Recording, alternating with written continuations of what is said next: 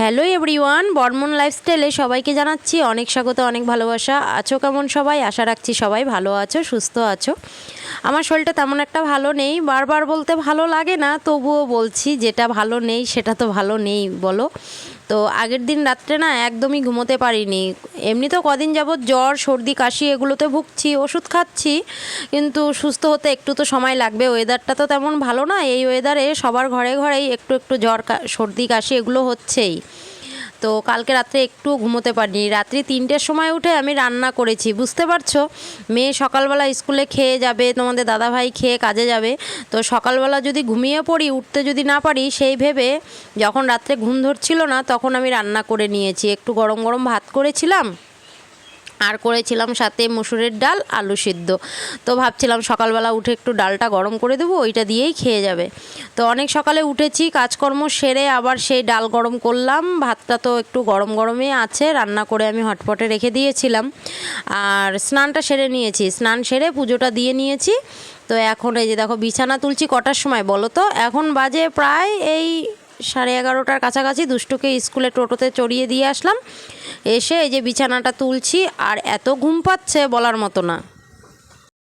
আজ শনিবার, এখন বাজে প্রায় 12:30টার কাছাকাছি। আগের দিন না আর কোনো রকম ভিডিও শ্যুট করতে পারিনি, শরীরটা তেমন একটা ভালো ছিল না। সারাদিন শুয়ে বসে কাটিয়েছি, আর সময় মতো স্কুলে গিয়ে দুষ্টুকে নিয়ে এসেছিলাম। তো শনিবারের দিনও সকাল থেকে কোনো রকম ভিডিও শ্যুট করিনি, এই দুপুর থেকে করছি। তোমরা সবাই সাথে থেকো আর কন্টিনিউ করো। তো তোমাদের দাদাভাই দেখো কচু শাক নিয়ে এসেছে। বর্ষার সময় অনেক দিনের ইচ্ছে যে একটু কচু শাক দিয়ে ইলিশ মাছ দিয়ে খাবো। জানো তো, প্রায় 4 বছর হয়ে গেল আমার মুখে ইলিশ মাছ চড়ে না। 4 বছর থেকে পরিস্থিতিটা এতটাই খারাপ চলছে যে নুন আনতে পান্তা ফুরোয়। যদি মনের মধ্যে একটা আশা রাখি যে এটা খাবো, সেই আশাটা না আর পূরণ হয় না। আর তোমাদের দাদাভাইকে বলতেও খারাপ লাগে, কেননা ওর সামনে যদি আমি কিছু বলি, ও সেইটা না পূরণ করার চেষ্টা করে, ওর যতই কষ্ট হোক। তবুও ওকে বলছি না। আমার খুব ইচ্ছে যে একটু কচুর শাক দিয়ে ইলিশ মাছের মাথা দিয়ে খাবো। আর আজকে কচুর শাকগুলো কুটতে বসে আরও বেশি মনে পড়ছে। আমি সর্ষে ইলিশ আর ইলিশ মাছের মাথা দিয়ে কচু শাক না খেতে খুব ভালোবাসি। তো যাই হোক, মনের ইচ্ছে মনেই থাক, দেখি কবে আনতে পারি সেদিন করব। তো আজকে আপাতত আমি শুটকি মাছ দিয়ে কচুর শাকটা করছি। এই দেখো ঘরে দুটো মনভোলা শুটকি মাছ ছিল। আমরা রাজবংশীরা মনভোলা শুটকি মাছ বলি এটাকে, তোমরা কে কী বলো কমেন্টে জানিও। শুটকিগুলো একটু বড় বড় হয়। তো এই শুটকি মাছ দিয়ে কচুর শাক করব।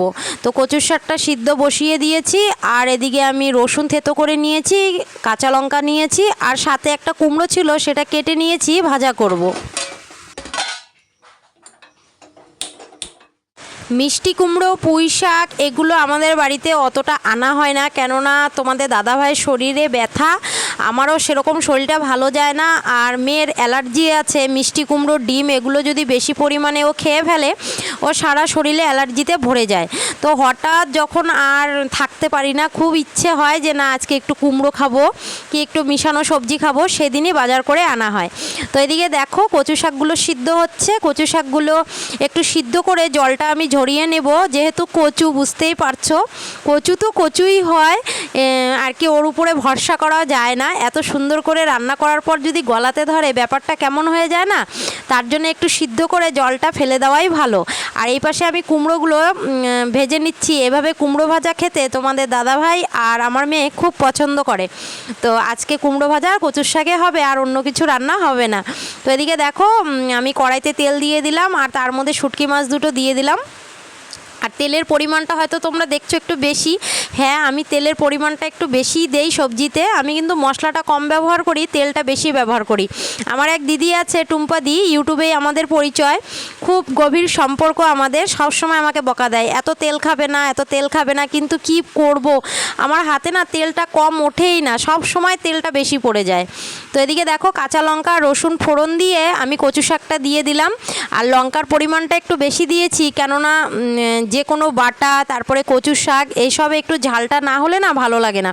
আর এখন পরিমাণ মতো লবণ আর হলুদ দিয়ে ধিমি আঁচে ঢেকে ঢেকে আমি রান্নাটা করব।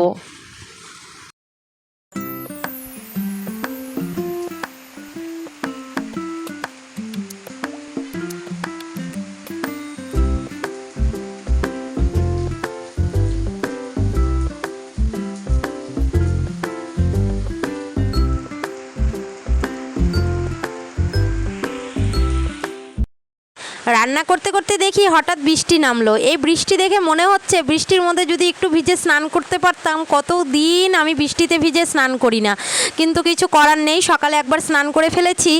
আর এই বৃষ্টির মধ্যে ভিজে যদি আমি আবার স্নান করি, নির্ঘাত আমার শরীরটা বেশি খারাপ করবে। তো আর স্নান করলাম না। আর এদিকে দেখো আমার কচুর শাকটাও হয়ে গেছে।